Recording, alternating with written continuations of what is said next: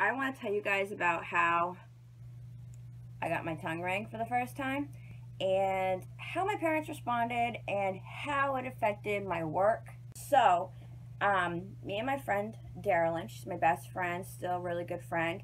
In high school, we were BFFs, and so we were in math class, and I believe this is my first like major piercing. I think I've had my ears done and everything. Maybe I had my nose. I'm not sure. That's it. I now have about 10 or 11 piercings, I believe, something like that. I'll have to sit down and no, like nine. I'm sorry, nine piercings. So anyway, this was like my first major piercing was my tongue. So spontaneously, we decide in math class we were just like passing notes and talking, and I don't know who brought it up, if it was me or if it was her, but one of us, let's just say she brought it up. She looked at me and she was like, hey, Jess, you want to go after school and go get our tongues pierced? And I was just thinking, like, yeah, that would be really fun. That teenage brain where you don't think ahead about consequences. You don't think about, um, uh, I have to work in a couple of hours, like at 4 o'clock when I get out of school. So, I don't get out, I go to work at 4 o'clock, which is a couple hours after I get out of school. And when you get your tongue pierced, dipshit I am, your tongue swells and you can't talk very well. And my job completely relied on me being able to answer a phone, clearly speak to people, and also pick up a AM radio, and also dispatch and talk to people over the radio, because my dad owned a taxi company. Growing up, that's what my dad started, was a taxi company, and it was a very well-known company here in Portland, Maine, called Elite Taxi. So he sold it off, and then it went out of business. But anyway, my dad started a taxi company. It was very successful. It was the second largest in, I believe, this whole state of Maine. So growing up, that's what I was doing. I was part of the family business, and it was really cool because I would go in, and it was 12-hour shifts. It was 4:30 in the afternoon to 4:30 in the morning the next day. And yes, it was very difficult when I was in school. But let's get into the story about this guy. So anyway, not thinking ahead, me and my friend comes with me also and helps dispatch. Like, she would most of the time pick up the phone, write down the destinations people need to be picked up, and then like I would go on the radio and find locations, find the people that were on the stands, taxi drivers, and then whoever was the closest would get the call, yada yada. That's how it all works. I'm pretty sure you guys are familiar with all that. So anyway, my friend would come and keep me company for a couple hours. She'd leave. Obviously, she wouldn't stay until 4:30 with me, but she stayed to keep company with me because it would just be fun sometimes. Because in between slow periods, we would just hang out. We would play on the computer, stuff like that, chat. Anyway, so get back to this. So we're in math class, and so we decided spontaneously, and this wasn't something that I usually do at all. It wasn't part of my personality to really do that, but for some reason, I don't know. I was just like, I don't care. Let's go get our tongues pierced. This sounds awesome. Let's do it.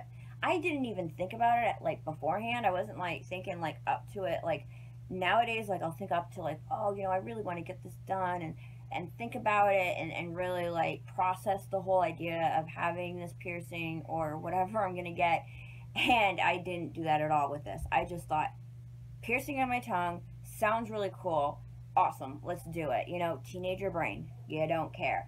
So, crazy self I am, crazy girl I am, we decided to go find the first place we could find in Portland on our way to work. We thought, like, okay, we got about an hour. Let's go find a place. Like, we should be able to be, like, in and out quick. And it was, and unfortunately, here in Maine, like, piercings, like, I've heard other people's piercings, so cheap. But here in Maine, they're very expensive. Even, like, back when I got it done, it was still expensive.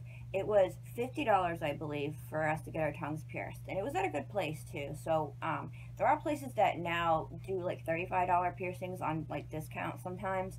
But, for the majority of the time, tongue piercings and stuff like that, they're $50 here in Maine. So, we went to this place. I believe I went first, which was crazy.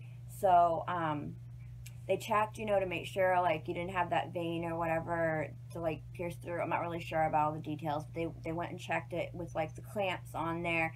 They did the whole thing, and they're like the whole 1, 2, 3, and pierced it, and you know, it wasn't even bad. It was like just like a kind of like a shock thing, like whoa, that was quick. And I never had to have a piercing like that before. So yeah, I don't even believe I had my nose done. I just only have had my ears done. That's it. And I only have 2 holes in my ear, which, as you know, if you have piercings, getting your ears pierced is totally different than getting something like your eyebrow, your nose, you know, your Monroe piercing. Any of those piercings are extremely different than getting your ears pierced. So anyway, we went and get that done. My friend, I almost freaked out because when they checked her, she had to get hers done because mine's pretty far back, which is great because I've been able to work many jobs without it being seen, so I usually can wear it and it doesn't clank off my teeth that bad. I do have a little bit of like a lisp, I notice.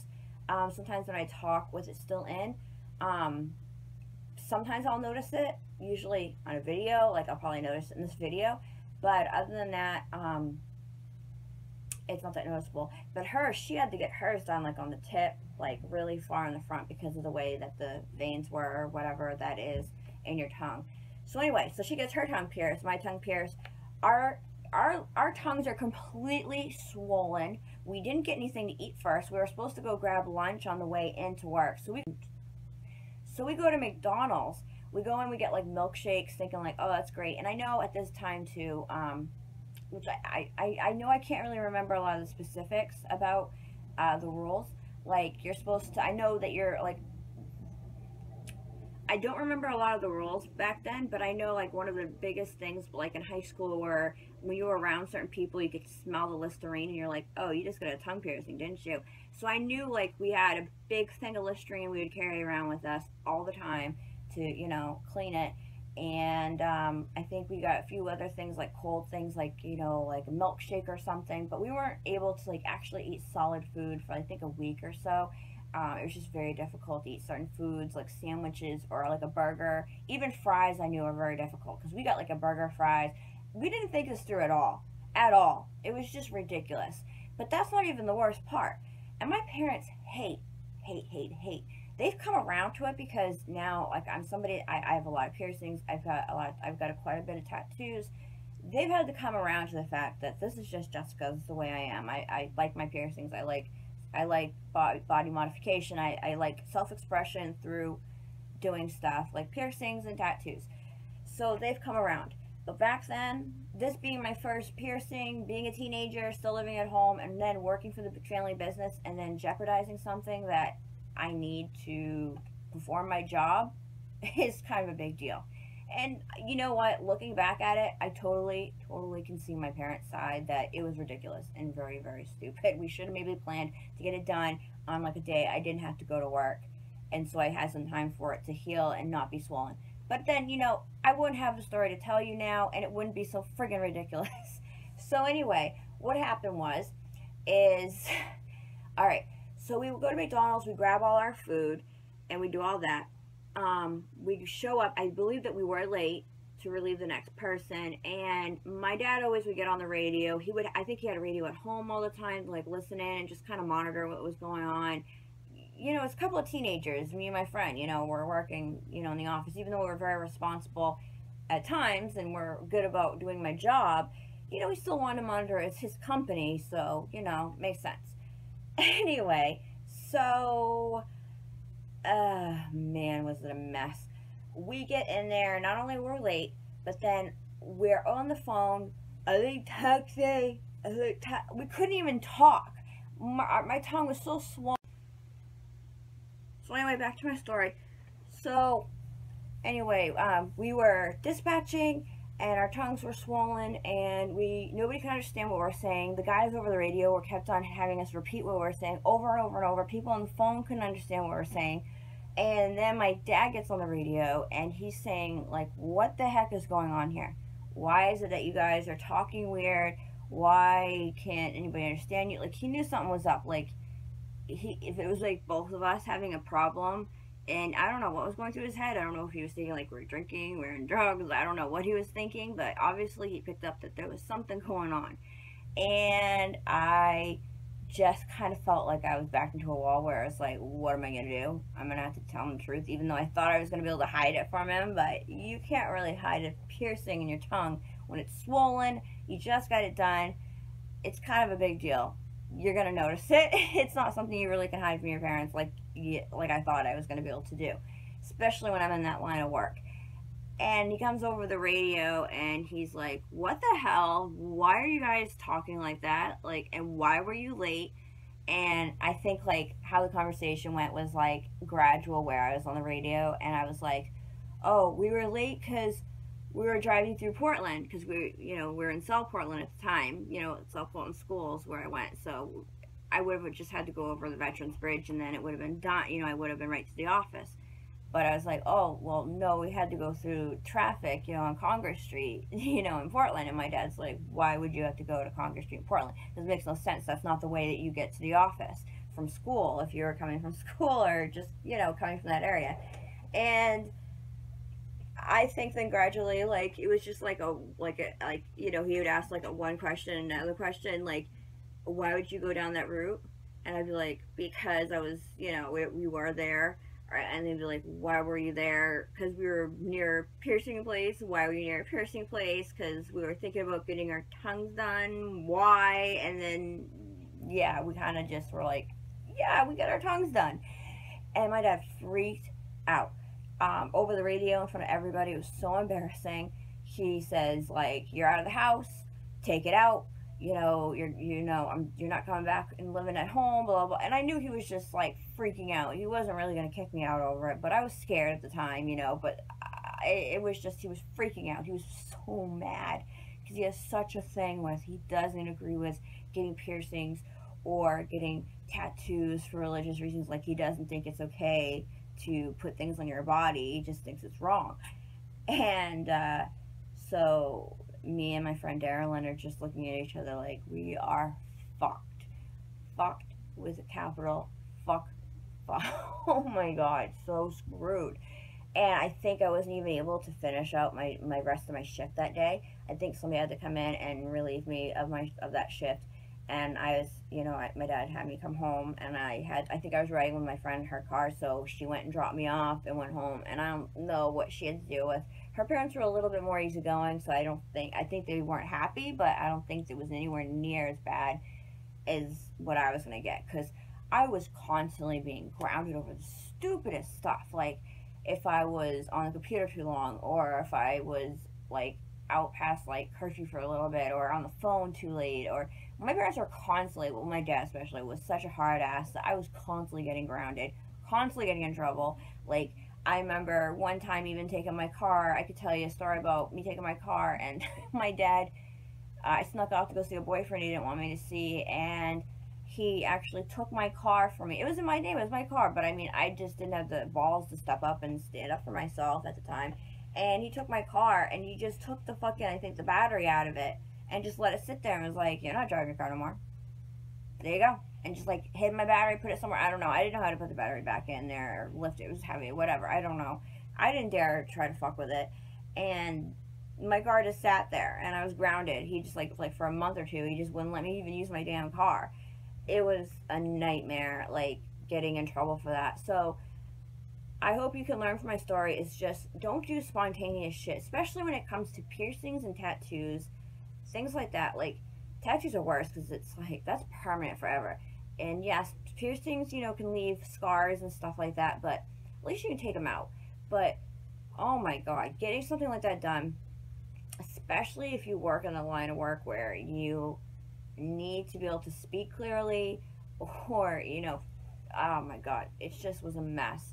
And I could swear, I bet those guys, all the taxi guys, heard it was, they all could hear it over the radio, me getting scolded, and they probably just thought it was the funniest thing, like, came back laughing, going, oh my god, like, these teenage girls.